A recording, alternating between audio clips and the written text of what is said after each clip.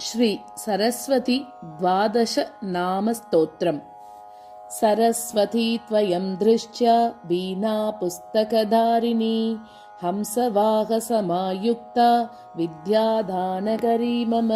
प्रथमं भारती नाम, द्वितीयं च सरस्वती, तृतीयं शारदा देवी, चतुर्थं हंसवाहना। पञ्चमं जगति ज्ञातं, षष्ठं वागीश्वरी तथा कौमारी, सप्तमं प्रोक्तम्, अष्टमं ब्रह्मचारिणी, नवमं बुद्धिधात्री च, दशमं वरदायिनी, एकादशं क्षूत्रघण्टा, द्वादशं भुवनेश्वरी। भ्रामी द्वादश नामानि, त्रिसन्ध्यं यः पठेन्नरः, सर्वसिद्धिकरी तस्य प्रसन्ना परमेश्वरी। सा मे वसतु जिह्वाग्रे, ब्रह्मरूपा सरस्वती। इति श्री सरस्वती द्वादश नामस्तोत्रं सम्पूर्णम्।